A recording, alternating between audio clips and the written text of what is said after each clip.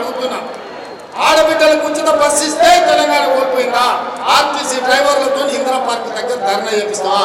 నీ కొడుకు ఆవారగాన్ని అడిగి పంపించి వాడు కాక్యాంగ్ చేసుకుంటాడు. వాడు రామారావా నాకు అర్థం కానీ కాక్యాంగ్ చేసుకుని ఆటోలు ఎదుగుతా ఆయన ఆటో రాముడు అయిపోతాడంటే కొంచెమైనా సిగ్గు ఉండాలి. తెలంగాణ సమాజం ఏమనుకుంటుందని ఇంత సిగ్గుసేన తప్పిపోతారా 10 నెలలకి? ఇట్లాంటి నేను ఎవరిని చూడలే.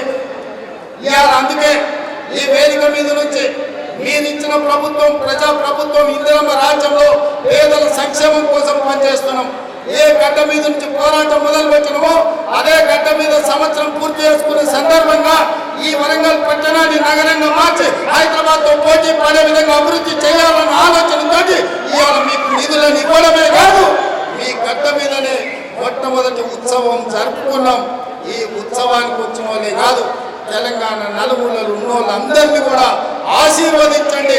ఇంకా 4 సంవత్సరాలు కడుపు కట్టుకొని రోజుకు 18 గంటలు, ఒక్క రోజు 1 గంట 1 నిమిషం కూడా సెలవు తీసుకోకుండా మీకోసం పనిచేస్తా.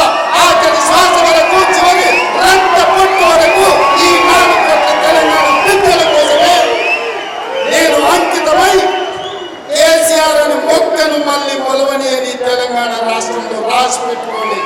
చెప్పిన నాడు ఓడిస్తాను, ఓడించిన పార్లమెంటులో గుండు సున్నా అని చెప్పిన గుండు సున్నా తెచ్చిన ఇవాళ నీ పార్టీని మళ్ళీ మొలకెత్తనియనని ఈ వరంగల్ గడ్డ మీద నుంచే చెప్తున్న కేసీఆర్ కాసుకో. చూద్దాం ఏదో మా కార్యకర్తల పౌరుషమో నీ తాగుబోతు విధానాలు, కుట్రలు, కుతంత్రాలు నేర్చుకుందాం. నువ్వు అనుకుంటున్నావే మౌనంగా ఫామ్ హౌస్లో వండుకుంటే నీ సంగతి నాకు తెలియదని నీ ముందు తెచ్చు, నీ వెనక తెచ్చు, నీ ఉపాయం తెచ్చు, నీ పోలాటము తెచ్చు, అన్నిటికీ కుక్క కాటుకు చెప్పు దెబ్బ అనే మందు నా దగ్గర సిద్ధంగా ఉంది. తప్పకుండా నీకు పెట్టా.